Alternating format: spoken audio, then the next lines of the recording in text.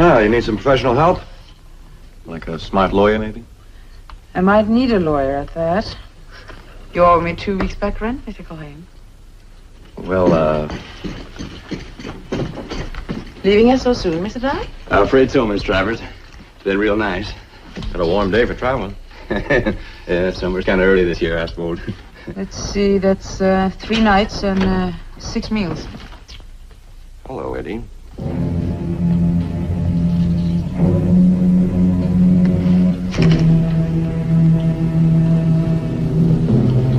Brand. That's right.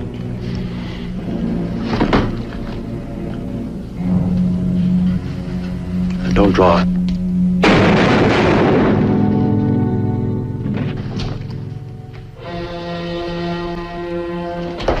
What's going on? Man tried to kill me.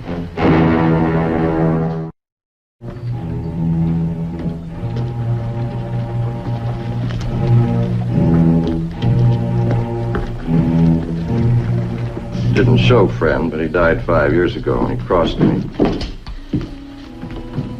All right, mister. I'm listening. Name's Brand.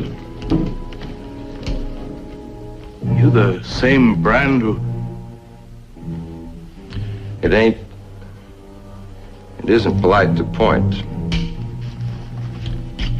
Especially with a razor. I'm sorry. I didn't mean anything. I forgot my coat. All right, Brand. What happened? Man tried to kill me. Went for his gun. I beat him.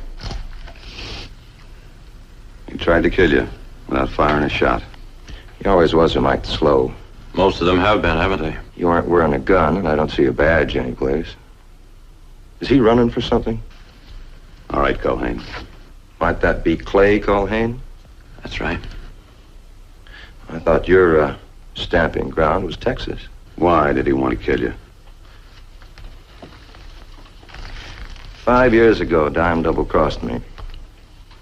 Him and 4 others. Isn't likely now that any of them will ever try it again. And you killed him? Self-defense, Marshal.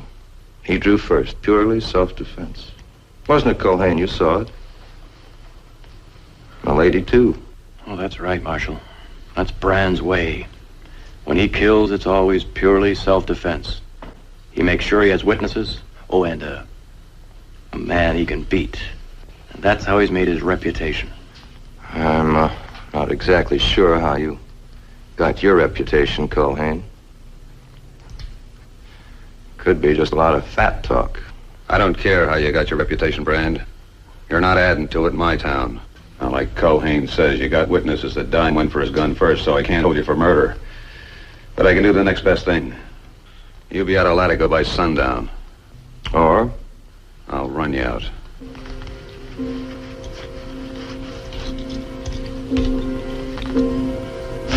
$3.20. Let's see. Gets dark about 6. One of us has just a little over 2.5 hours. 6 o'clock. Car, Armin, take him down to the parlor.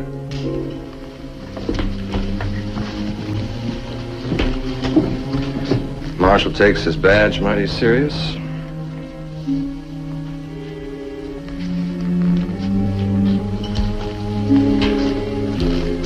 Unless he finds himself a real fast gun.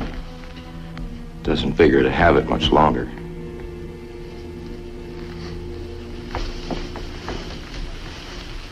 Who is Brand?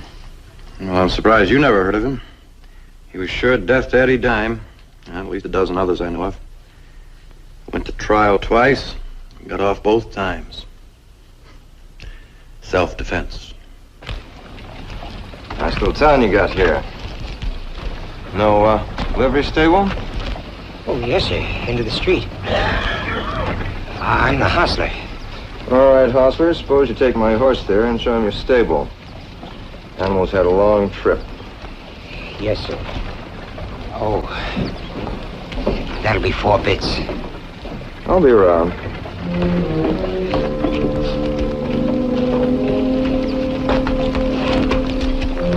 Much obliged.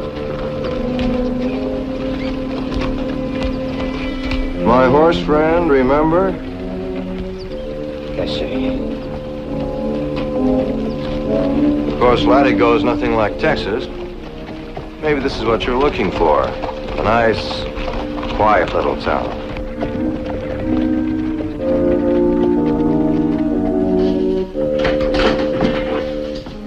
Well, you're not getting jumpy, are you, Scott? You didn't come in here to say that. Oh, no. You said it all. Sundown.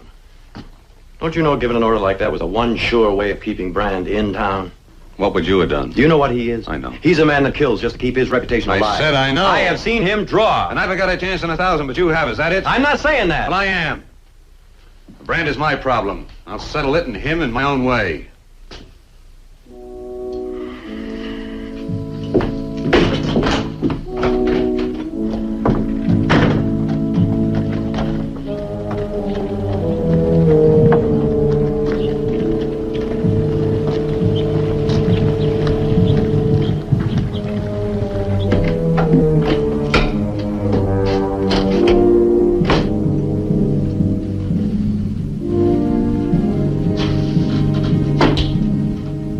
I saw your sign outside. Lawyer. That figures. These days you talk him to death. Well, now, that'd be my first choice. So I'll start by saying that this town likes its marshal. Meaning what? Meaning you may find more than one gun out there come sundown. Is that a warning? Just advice. Right out of Latigo. It's nice. Good balance. When you came in, you looked at it like you were thinking of buying a hand. The marshal's calling all the turns, Brand. Couldn't be you're hiding behind his badge, could it? Won't do any good. Badge never beat me yet. Someday one will. I think you're counting on that, Culhane. Is that why you don't wear that? No. What is your reason? From what I could gather, you're hardly ever without it. How come you haven't got it on now? Playing it safe? Or maybe you've lost your nerve when it comes to facing a real gun. You mean someone like Eddie Dime? You know better than that. I remember. A long time ago, a fella down in Texas told me that you drew a gun like sweet oil oozing down a window pane. Ever since then, I've been wanting to see just how smooth that is. Well, you just go right on wondering. You know, Culhane, the more I listen to you, the more you sound like a man who took the back door out of Texas. Like your gun got too big for you. And you'd like to nudge me into proving that isn't so, wouldn't you? Well, I'm not Eddie Dime. And if you and I ever face each other in a shootout, Brand, I'll be the one to be able to claim self-defense.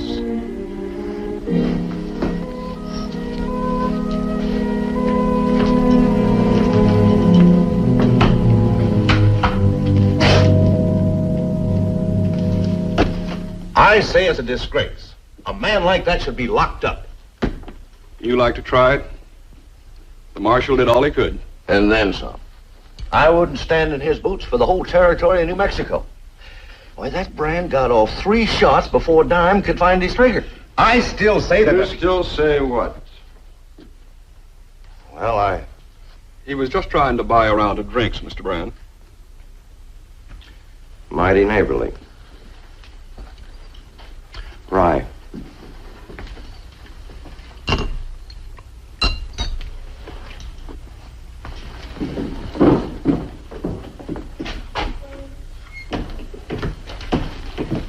Mr. Brand, that horse of yours sounds to me like he's getting a case of the heaves. Was that so? Yes, sir. I thought you ought to know. Got a vet in town?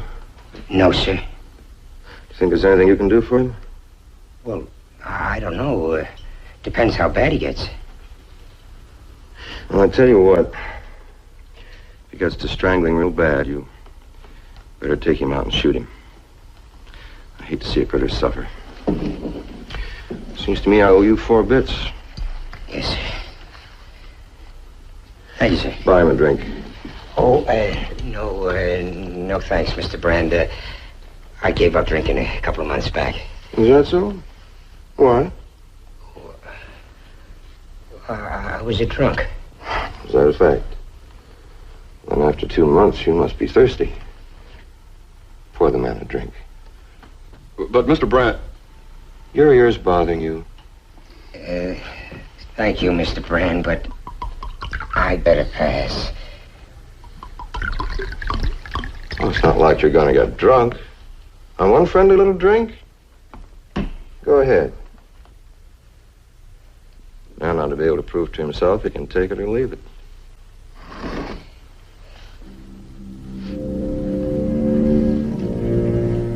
Folks think a lot more of a fellow who can take a drink and stop than a man who's afraid to even sniff the cork.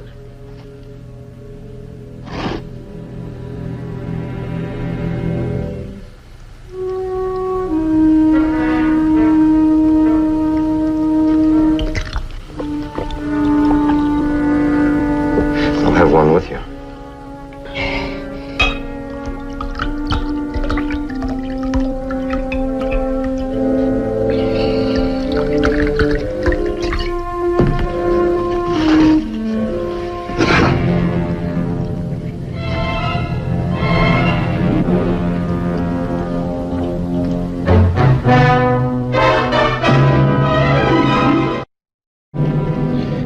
Tell me some more about how you quit drinking, Tim.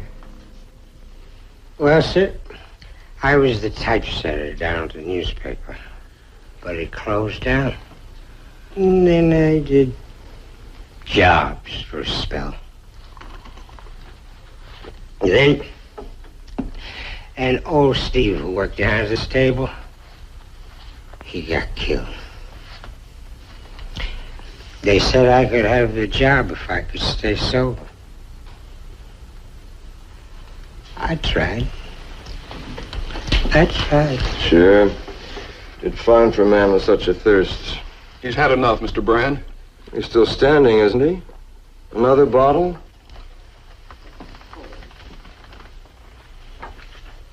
How did you get started, friend? I'm no good. I take a drink. I don't stop. As long as you can still stand, huh? Tell me some more. There isn't any more.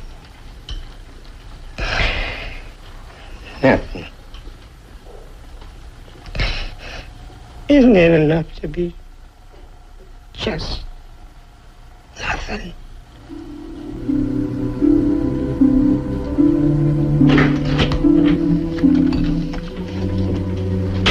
You still planning on running him out? It's my job. Well, there's time to handle it another way. Such as? We can do it together. He won't expect it. Thanks, anyway. Well, now what are you going to do? Just sit here and wait for sundown? The time I said, I don't see any reason to change it. Oh, come on, Gib. You put your foot in your mouth. There's no sense you leaving it there. Now you set things up the way Brad likes it. Now the only way we can beat him is to catch him off guard. What do you mean, we? I'm saying the two of us have a chance to get rid of him right now. When the time comes, I'll do it alone. Oh, I figured you for more sense. Go around playing hero. You through? Yes, I'm through. All right, you listen to me. I'm the marshal in Latigo, not you. As long as I'm wearing this badge, that's the way it's going to be. And if you think you're going to use helping me as an excuse to go gunning for Brand yourself, you're wrong, mister. You try anything with him and you'll end up in there.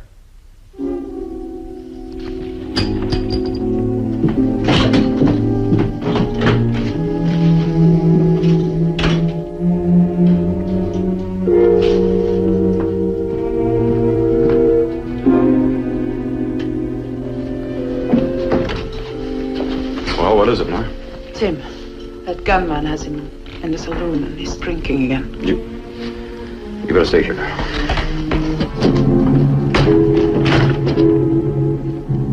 Oh, that's a good name. Mary. What was she like? Pretty? Blue eyes. She was young. She was my wife.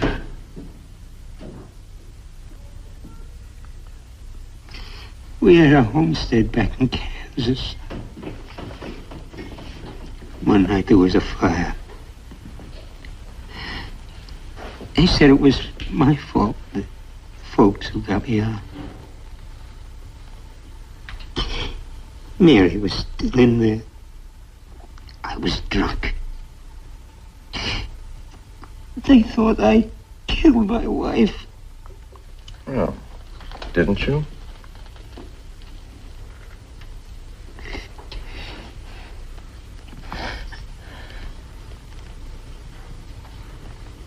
Yeah. I must have kicked over the lamp. She was asleep. Never woke up. Never. Yeah. So drink, friend. You need it. No, he doesn't. Oh, Culhane. Always having to take care of somebody, aren't you? First the marshal, now a drunk. It's your next. I'll be waiting. Come on, Tim. Come on.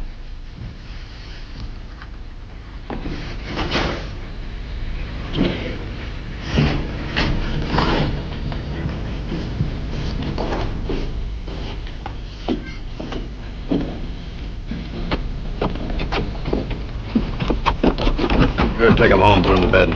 All right. Oh, and stay with us, huh?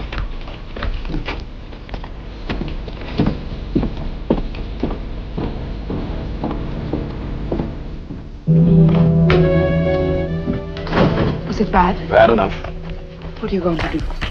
Clay, It's not my choosing, Nora. isn't it? You always say you want to live by the law, I still feel that way. that you're going out to try to kill Brand. Oh, now, Nora, what is this? You come to me because you're worried about what Brand's doing. When I tell you I'm going to do something about it, you say that I'm in the wrong. Why don't you let Gib handle it? Because he can't, Nora. You don't know that he I've can't. seen Gib draw. This afternoon I saw Brand. Gib hasn't a prayer. Clay, I saw you with Brand in the lobby. The way you were. So different. Perhaps it's the way you used to be. Perhaps it's the way you still want to be. Clay, look at me. You say you're going after this man for what he has done or what he might do. You sure it isn't partly because you know his reputation with a gun and you want to prove that you're better?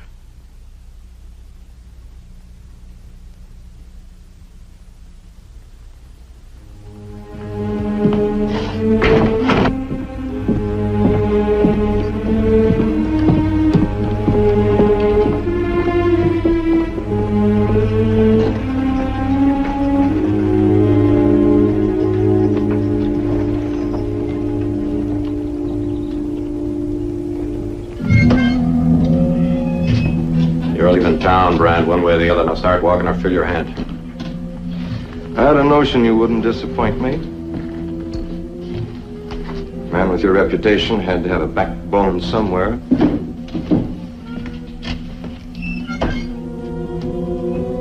I decided not to wait, Brand. You're leaving now. I just got that word, Marshal. Seems to me Culhane has a little more to back him up. I don't need a gun to run you out of town. And what's Culhane doing here? He made a mistake.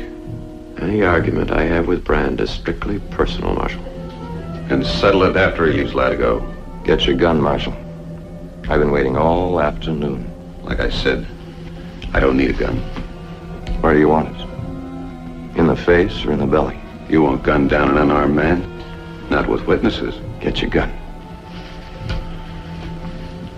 Outside.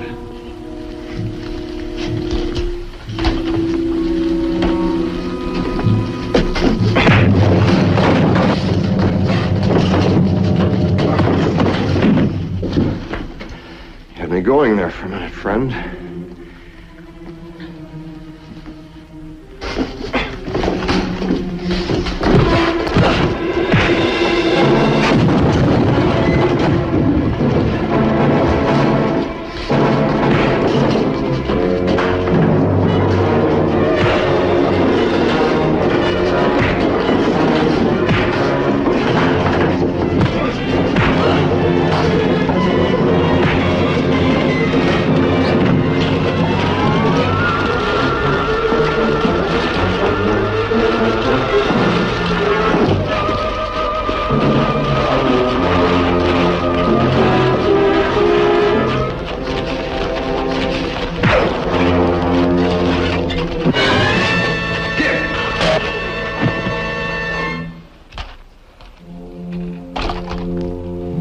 It's the end of your string, Marshal.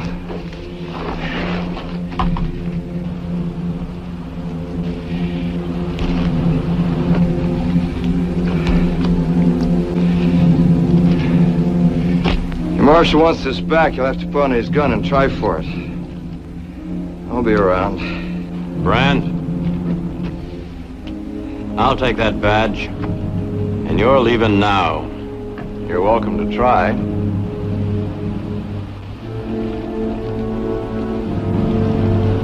Go for it, Culhane.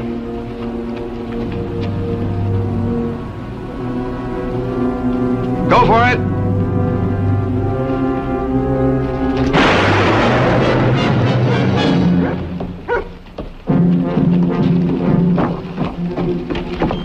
Nora, Kenny!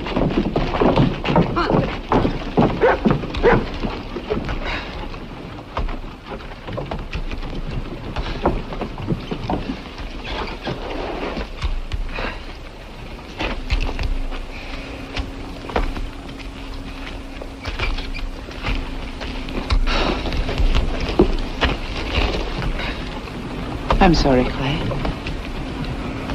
I had no right to accuse you the way I did. Oh, I don't blame you, Nora. For a while, I wasn't so sure myself.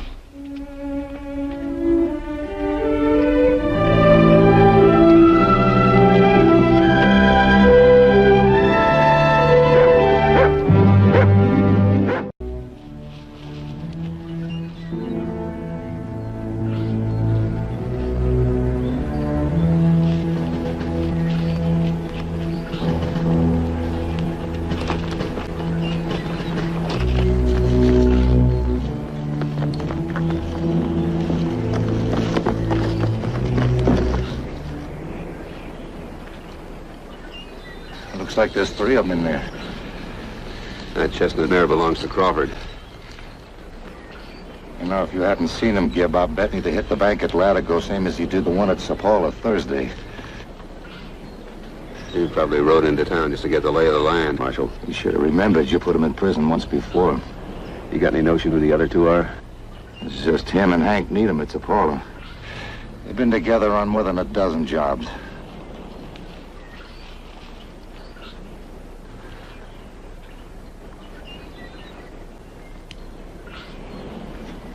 Chance Crawford! The place is surrounded. Now I'm ordering you and your men to come out with your hands over your heads.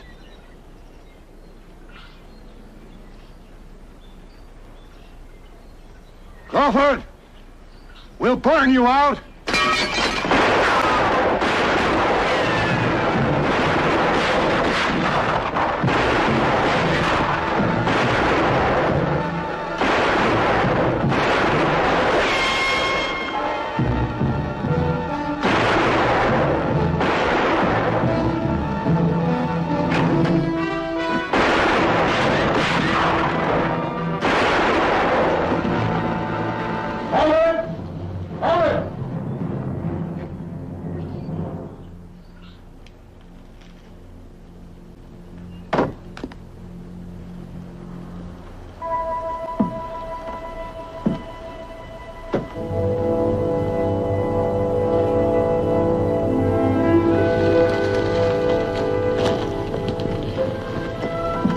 Done it again, Scott.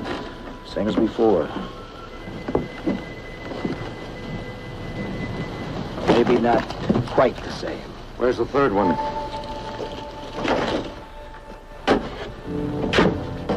Gib?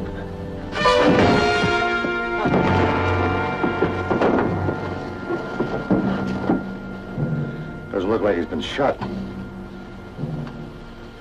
He called you Gib.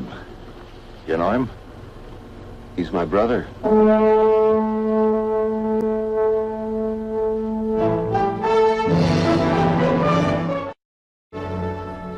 He's lying, I tell you. He ain't spoken a word of truth since your arrest. Just be quiet. You love dogs always stick together. You tell me to be quiet and listen to him because he's your deputy's brother. Why were you in that shack with Needham and Crawford? I was coming to visit you. I wrote you from Denver. That's right. Yesterday, on a trail north of here, my horse went lame. Needham and Crawford came along and offered help. Then, just Making talk. I mentioned I had a brother who was U.S. Marshal in Latigo. That's a lot of corral dust. Took my gun. Kept me in that shack where you caught up with him. Did they say why they were holding you? Near as I could make out, they thought they could use me as a hostage to pressure Gibb after they robbed the bank. The whole thing was his idea. Coming to Latigo was his idea, too. My brother's a law there, he says. Maybe we can use him, he says. Gibb, he's lying. I was with him when he wrote you that letter. This letter came from Denver. You haven't been out of Texas in more than a year, Crawford. Look, he gave it to somebody else to mail for him. Gibb, I'm telling the truth. I never saw this man before yesterday. He hit me pretty hard, just when you started shooting. Why don't you admit you're lying? Just to get back at Gibb. He's been with Needham and me for months. There were only 2 of you at the Apollo. I sent him for some fresh horses. Where'd he get him? And we can check that. I don't know. I'll telegraph Santa Fe, see if there's any papers on your brother. There's not. Did he use another name?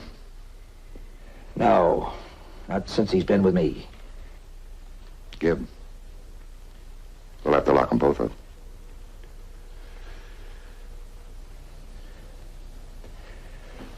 I don't want any special treatment.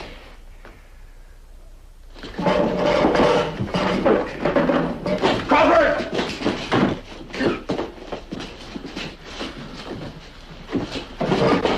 You all right? He's just blacked out. Better have the doc take a look at him, Gibb.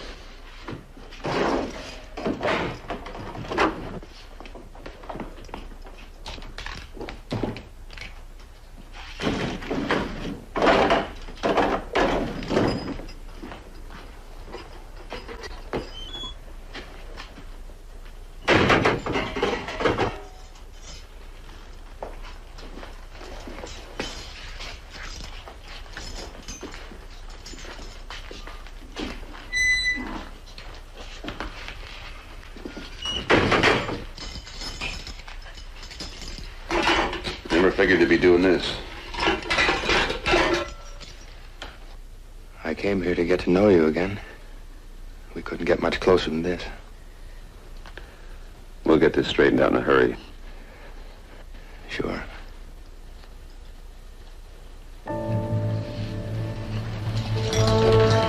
Scott?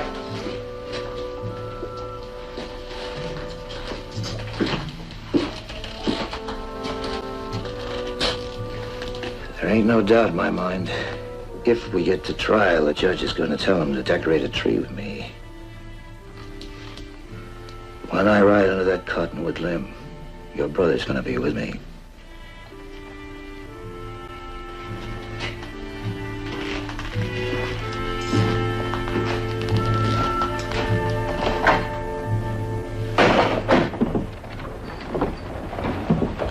I guess it's near 8 years since I've seen Jamie. He was about 14 when the family broke up. Cousin took him in. A lot can happen in 8 years. Didn't you ever write? Once. Got into some trouble. Wasn't much. Most folks would have laughed it off, but Jamie was a charity boy, and they wouldn't let him forget it. He asked me to send for him, but I couldn't manage it just then. Was he ever arrested? No. At least not that I know of. You know, I've been thinking, Nora. I must know 50 men in this town better than I know Jamie. But he's your brother. That's why I want to believe him. Maybe I wanted too much. Kip, don't you think he needs a lawyer? I thought I might wire John Harcourt in Santa Fe. There's a good lawyer much closer than that. I doubt Culhane would want to take the case. I guess it would be hard for you to ask him. Even if you thought he might do the best job. John Harcourt's a good man.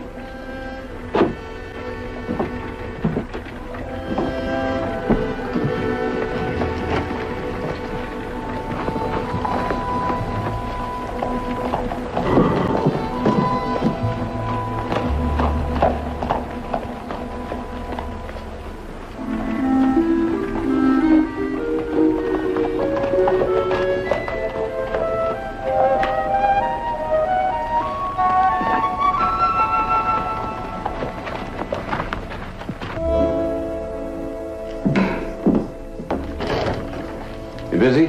Oh, no. Not especially. Here you and the Marshal caught up with Chance Crawford today. Congratulations. Thanks. That should put quite a feather in your cap. Culhane, the man who was arrested with Crawford, needs a lawyer. I'd say he does. He says he's not a member of the gang. He claims he was being held hostage. You believe him? He's my brother.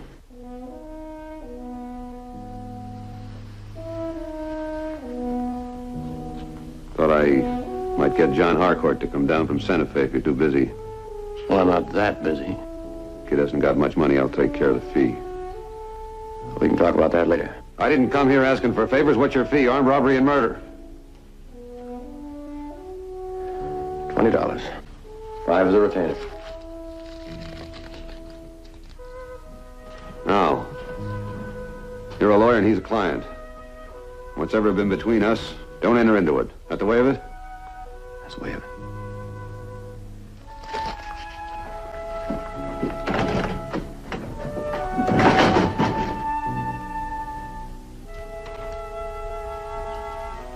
Jamie, can't you give me the name of anyone who could swear you weren't with Crawford? Mr. Culhane, I wish I could name you names, but I can't. It's plain Crawford's told this lie to hurt Gibb. Through me. That's the way it looks. Well, he can't prove I was with him. You can't prove you weren't, Jamie. So it boils down to his word against mine. He's a known criminal. Why not believe me? I'd just like to go into court with something more than that, Jamie. Well, if I can think of anything that might help, I'll send for you. Hey, Culhane.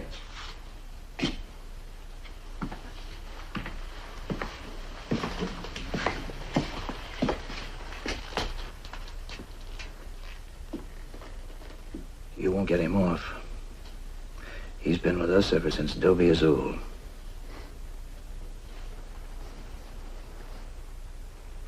That's where we met.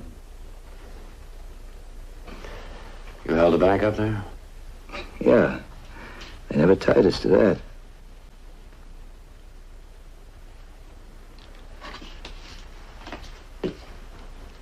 There was a girl there, Maria. I bet she remembers being with us. What was her last name?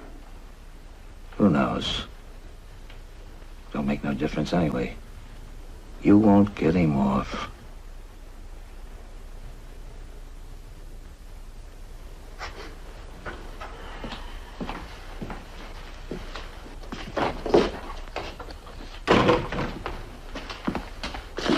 What do you think? Well, he sticks to his story. So does Crawford. There's not a thing against Jamie in the files at Santa Fe. Boils down to your brother's word against Crawford. And I was just wondering, what we'd have thought if both Needham and Crawford had been killed, and we only heard your brother's story. We'd likely have believed him, with no argument.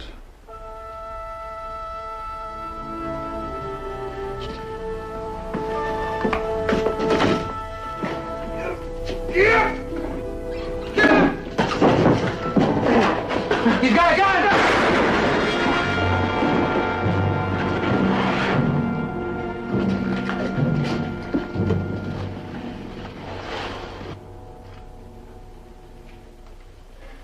He's dead. How'd he get out? Use this to pick the lock.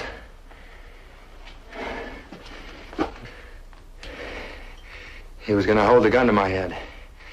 Force you to unlock the cell block door.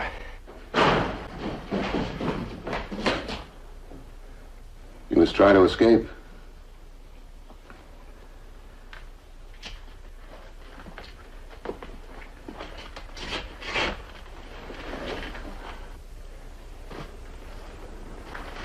Looks like the territory's lost its only witness against you, Jamie.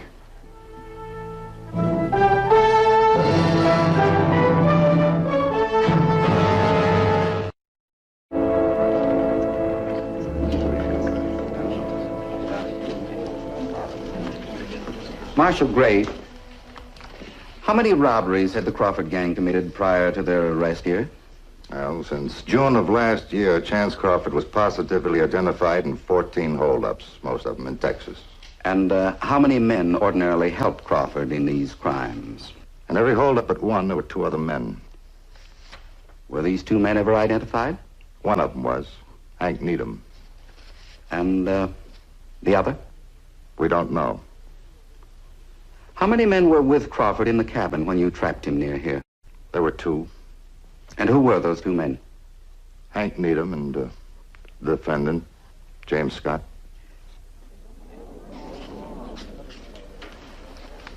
Your witness, Mr. Culhane.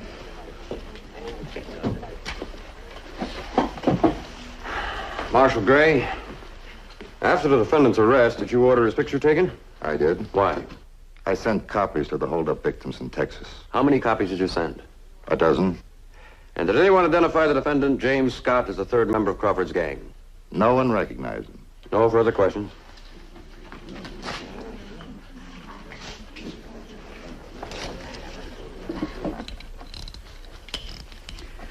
Marshal, after his arrest, Crawford was placed in your custody, is that right?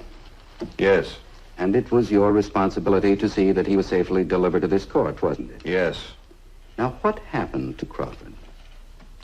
He was shot trying to... Who shot him? I did. Marshal Scott, are you, related to the defendant? He's my brother. I see. And isn't it true that Crawford's testimony represented a threat to your brother? It would, in fact, have hanged him? Objection. That calls for conjecture on part of the witness. Sustained.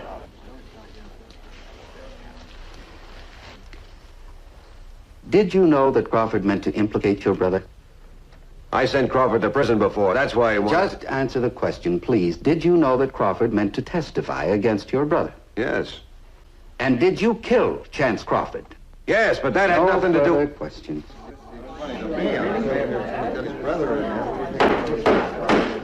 Order in the court. Marshal Scott, you recognize this? I think so.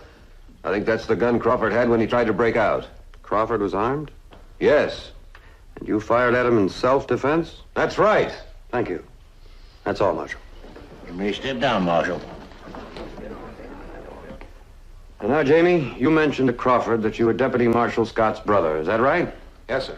And what did he do then? You need him jumped me, made me their prisoner. Did they tell you how they planned to use you? No, they didn't say anything. But when we got to the shack, I heard them call one another by name. And did you recognize these names? Right away. Then I began to see what they had in mind. I knew they'd used hostages in other robberies. El Paso, Dobie Azul, Pecos. Did Crawford brag to you about this? No, I told you they didn't tell me anything. I just remember reading what they'd done before.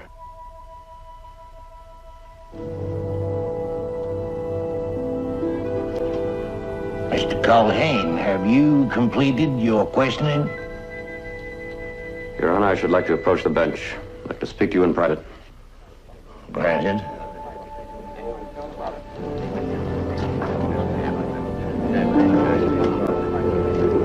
What's he up to? I don't know.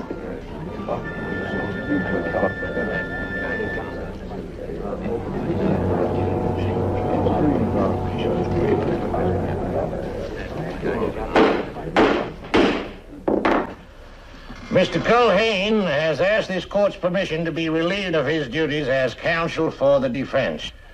That permission has been granted. You're quitting right in the middle of the trial? This court will recess till 10 o'clock tomorrow morning. In the meantime, the defendant can either secure new counsel or request a postponement.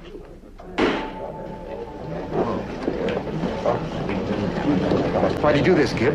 Makes it look like my own lawyer thinks I'm guilty. Don't worry. Will you take Jamie over to jail?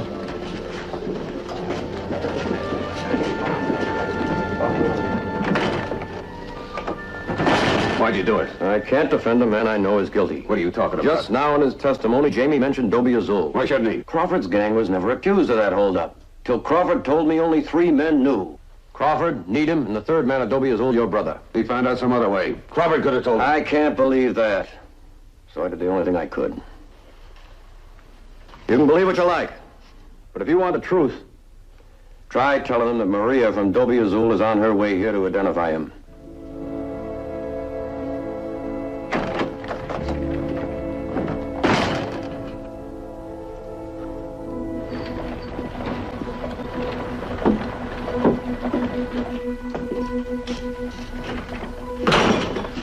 What's the matter with Cohane?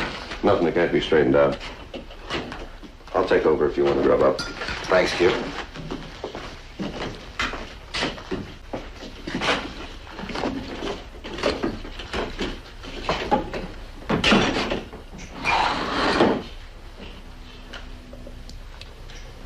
What'd Cohane say? He said Dobie Azul. What about it? How'd you know Crawford's gang pulled a hole up there? Like I said in court, I read it in the papers. It was never in the papers. Well, there must have been. How else would I know? Maybe you were there with Crawford and Needham. Gibb. A girl named Maria is coming to identify you.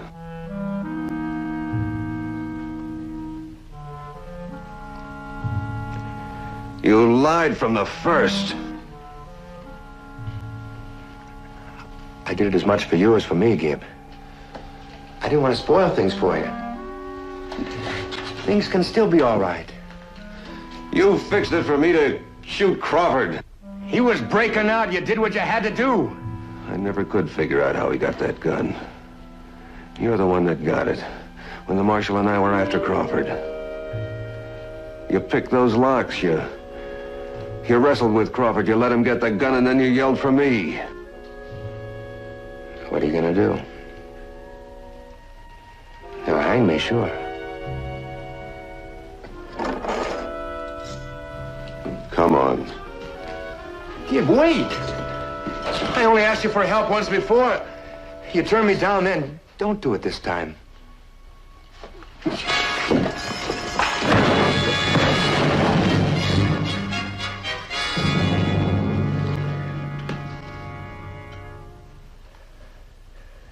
I'm sorry.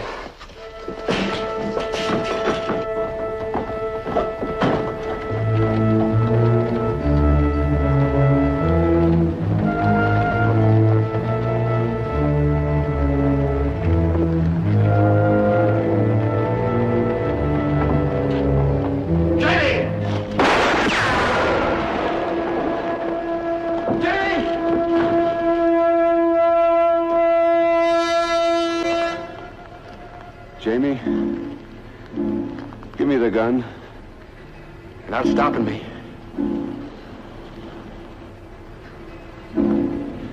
Don't come any closer.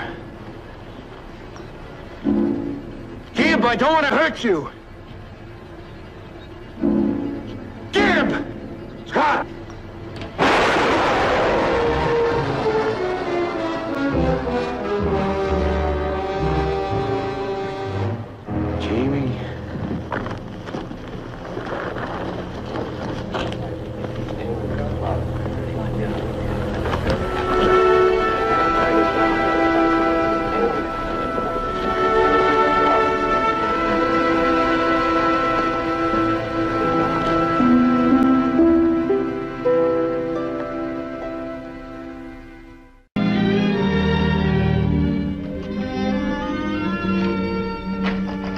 Thank you.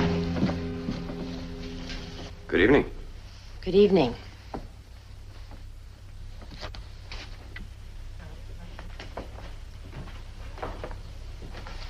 Room 7 came in on the afternoon stage. Room 7, huh? Well, that's an improvement over that hardware drummer. She checked in when Miguel was on the desk. I might have put her somewhere else. Well, now they tell me that even pretty women snore sometimes. So if she does, I just may ask you to.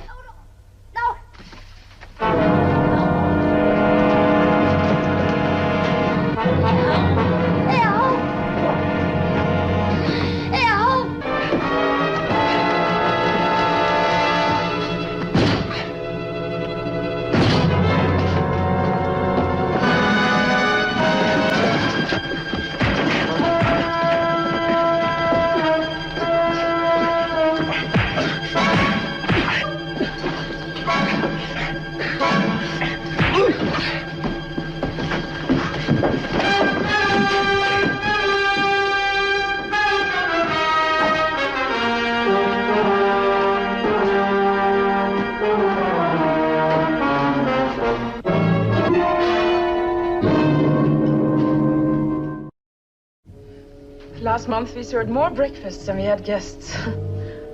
That's not possible, is it? Who is she, Nora? Joan Starkey. Mrs. Ben Starkey. You know her, don't you? Now, upstairs, I saw you and the others when she gave her name. What did you see? Really, Clay, I've never seen her before in my life. No, I didn't ask you that. Who is Mrs. Ben Starkey? Oh, that's Papa's bell. Now, why not tell me, Nora? Tell you what? Is there a Mr. Ben Starkey?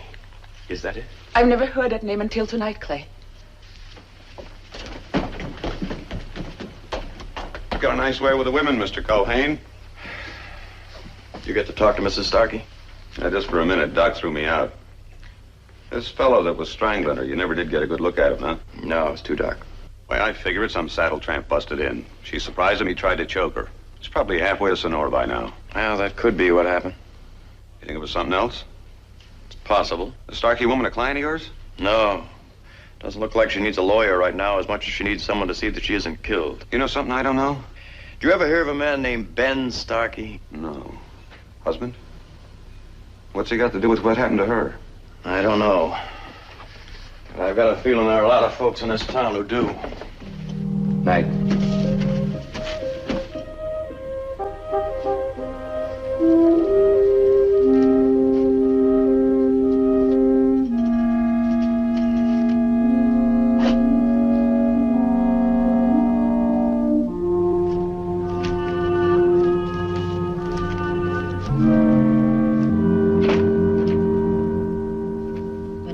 I was still in pigtails.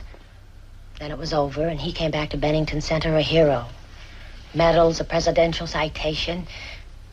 The band was playing. When Ben Starkey asked me to marry him, it was like a dream come true. I said yes. Well, what went wrong? Nothing. I mean, no one thing. It was just that after the war was over, everything in Ben's life seemed useless to him. Unexciting. He tried, though. He really tried. It just didn't work for him. So finally, he decided to come west, join up with some of his old army outfit and make our fortune. Did you hear from him? Not very often, but I heard. And then a year and a half ago, the letter stopped. Well, where was he then? Someplace in Texas. But he was going on west. Another golden opportunity, another old army friend. So I waited a year, and then I sold my father's farm and came looking. And you've been looking a year? The trail was easy enough at first. But once I reached New Mexico, it got harder. And then yesterday, here in Latigo, it ended. Ben Starkey, I said. And people turned, scared, looked away and lied. And now you think he's here? Well, I don't know, but I have a feeling I'm closer than I ever have been before, and I want to find out. What if he's... If he's dead? Then I want to put flowers on his grave. And someday start to live again. Please, will you help me? Well, that's not really a job for a lawyer. I don't need a lawyer. I need a friend. You have a friend. Thank you, Mr. Culhane.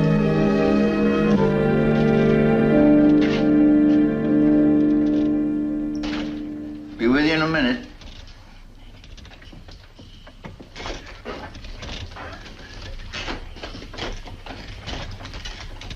You're black? Mm-hmm. Where's white? In Denver. Huh? We play by mail.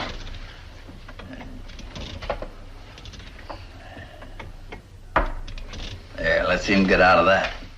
Well, well, well. Latigo's newest and only barrister. It's a pleasure to see you, son. Yeah, now, don't tell me. Can't be an ad. That's against all legal ethics. As a matter of fact, I came to look at some back issues. Sure. Paper's all yours. I always say I just run it. Belongs to the people. Vox populi, the very essence of democracy. You want a cup of coffee? Oh, no, thanks. You've been running it a long time, haven't you? More than 10 years. Been quite a turnover since then. Population, I mean. Yes, I've seen them come and I've seen them go. They die. Some quietly, some violently, and I write their obituaries. Stranger hit town about 1.5 years ago, name of Starkey. Ben Starkey. Nope. No such animal, not in Latigo. You sure? Sure as sunrise. There was a little girl in here yesterday afternoon asking about him. I tried to tell her, but she wouldn't listen. There's a woman for you. And get some fool notion in their mind you couldn't get it out of the team of oxen. Or a silk scarf. I'd still like to check those files, if I may, Mr. Gunther. Sure you may. But I still say it's a waste of time. Tim, give Mr. Culhane a hand, will you? He wants to go through some back issues. Sure thing, Mr. Gunther. Glad to oblige. I've got to go over to the land office for a few minutes. You just make yourself at home. Thank you, sir.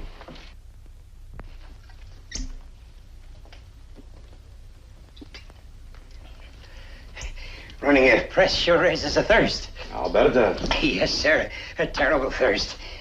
Way I figured it's all chemical. Something in the ink or maybe the paper. Oh, no question about it, Tim. Name your poison, Mr. Culhane. Oh, let's see. Year before last. Let's start with January. January it is.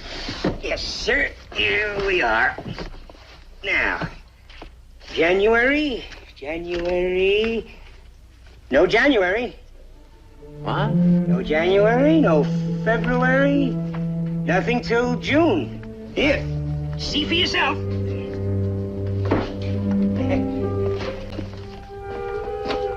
Looks like somebody beat you to it, huh, Mr. Culhane? Somebody just had a head start.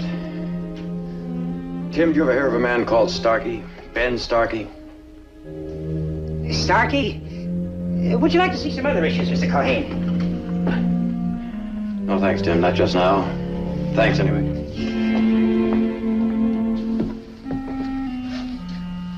Here are some of his papers. Here's a photograph. It's not a very good likeness in the uniform and all, but... It'll still help. Dollar, I'll get you 100. They'll never recognize him. Not out loud. What's this? They put you to bed, Les. Stay there until I say different. Sorry, Doctor, I guess... Yeah. And I told you to remain quiet. I'm disappointed in you, Mr. Culhane. I thought you had more sense. Well, I guess I just didn't think, Doctor. There seems to be a common affliction in this part of the world. Did you ever see him before, Doctor? I have no memory for faces. Then what about a name? A patient? Ben Starkey, last year, year before last. The relationship between doctor and patient is privileged, as you well know. And now it'll be my privilege to ask you to leave the room, Mr. Culhane, so I can get along with my work. Well, thanks anyway. I'll see you later, Mrs. Starkey. You will not. It's rest I prescribed, and it's rest you'll have.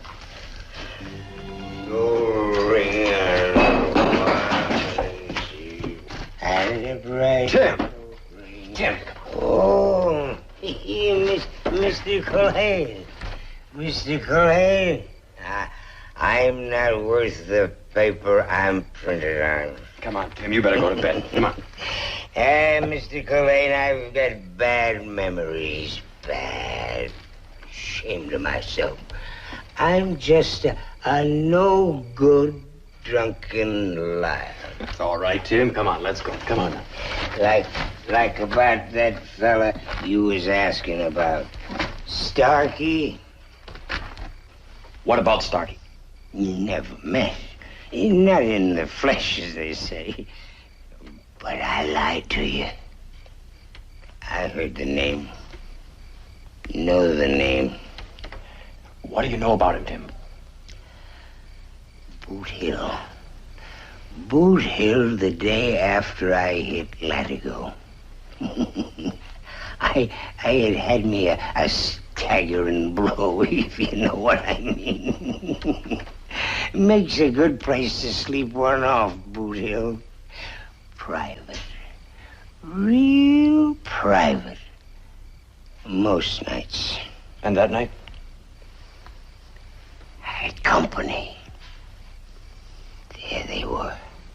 Standing by a fresh open grave near one of them big cottonwood trees. I figured it was the liquor. But one of them said a prayer, and I knew they was flesh and blood. Who were they saying a prayer over, Tim? For the immortal soul of Benjamin Starkey. Is that all? They filled up the grave and went away. Didn't put no marker. Not even 2 sticks. Tim! Did you ever hear that name again? Tim.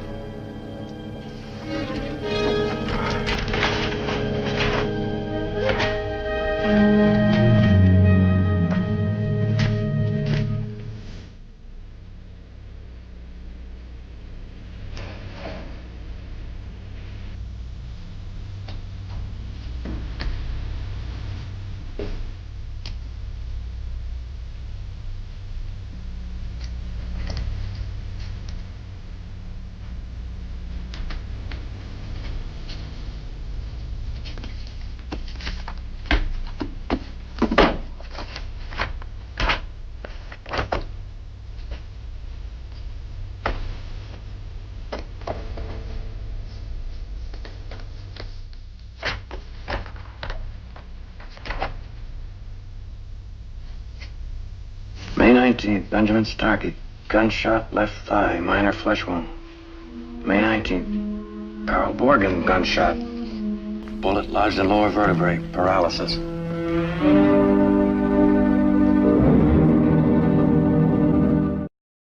Things happen to a man. Sometimes he remembers them, sometimes he forgets. A man gets hit in the spine with a bullet, he remembers it. He also remembers who did it. It might be that I just don't choose to speak about it. One faculty I have got left, speech or silence. Why? If Ben Starkey's dead, and I think he is, why keep it quiet any longer? I have nothing to say. The thing is finished. It isn't finished for Mrs. Starkey. She has a right to know, Mr. Borgen. Leave me alone and get out. You heard him. He meant it, Clay. So do I.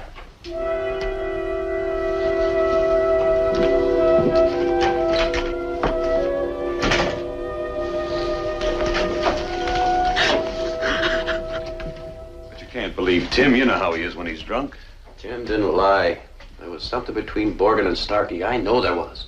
You trying to tell me Borgen shot Starkey? It's possible, Gil. There was a shooting. Borgen and Starkey were both wounded. And on the same day, they were both treated by Dr. McAdam. He tell you that? Well, let's just say I found out. All right, Starkey was wounded. And Tim saw him buried. In an unmarked grave. Well, we've got to find that unmarked grave. Suppose we do. Seems to me it's up to you from there. You think Tim will remember where that grave is? Well, if he isn't sobered up yet, he'll remember. All right, let's find out.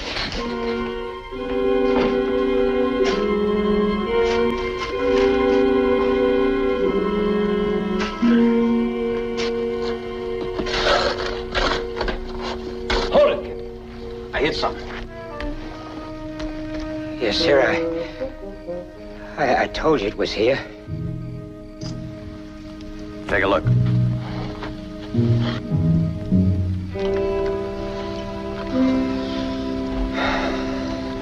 Two bullet holes in the head. Pretty close range, too.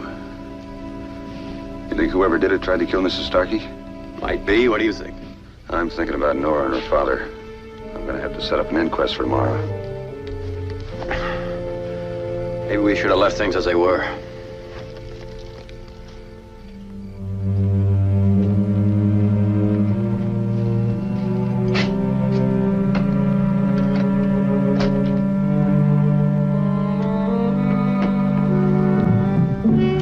Hold it.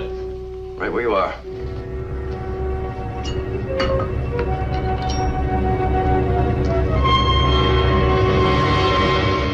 Nora, what are you doing here?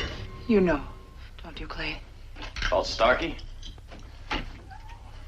We found him. What's left of him. Gibbs setting up an inquest in the morning. I knew you wouldn't stop until you found out. All right, Nora, who killed him? Your father? No, Clay. My father didn't kill Ben Starkey. I did. You did? He came out of nowhere. Lots of money, lots of promises. And a gun too fast for anyone else. In a little while, it wasn't Latigo anymore. It was Starkey's town. A rotten town, like Starkey. Well, what about the law? We had no marshal then. So Starkey became the law. 6 months, that's all it took. He had everyone in his hand except us. And your father? My husband. My father built this place.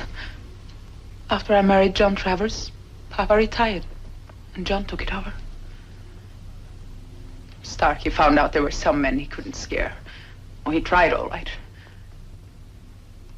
Then he used his gun. I was behind the desk when it happened. It only took a few seconds. I see it slow, stretched out like a nightmare. John dead. My father on the floor, his mouth open like he was screaming.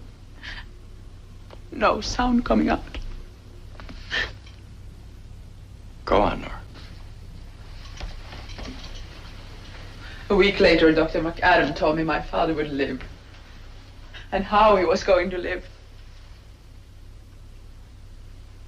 Ben Starkey left the saloon alone that night. I followed him. He went into the alley behind the newspaper office. I'm no good with a gun. I knew I had to be close. And when he started to turn, I pulled the trigger. I'd like to hear the rest of it, Nora. He fell against the back door. Ed Gunther must have heard a shot. I saw the door swing open. Then I don't remember anymore. One shot and you fainted? Who buried him? I never asked. There just wasn't any Ben Starkey. It was as though there never had been.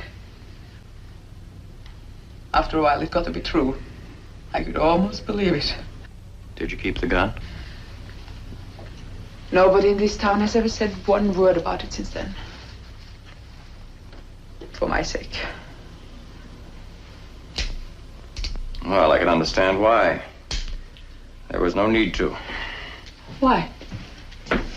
You didn't kill him, Nora.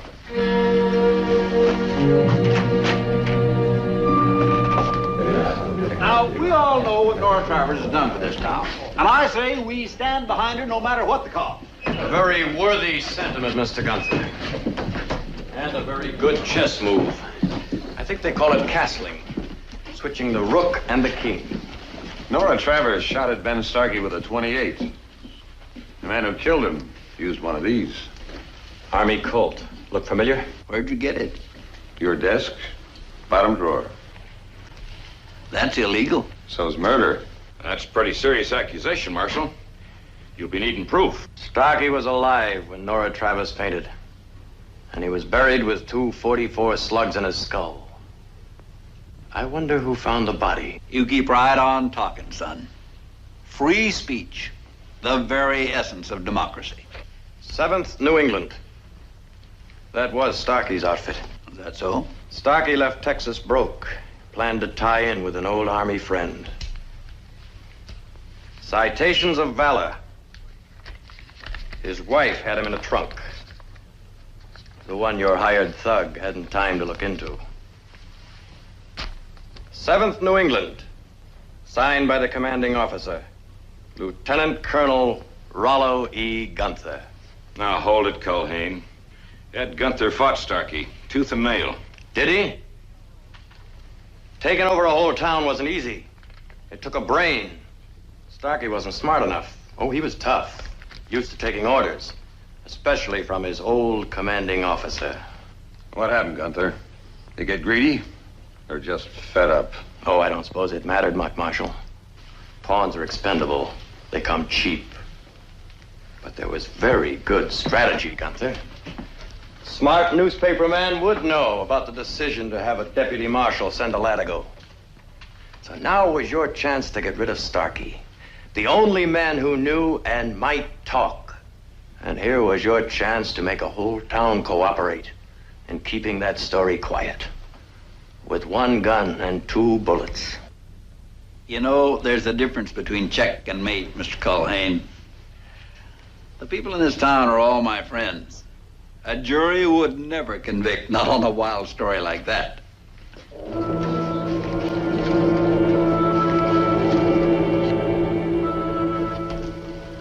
Think not.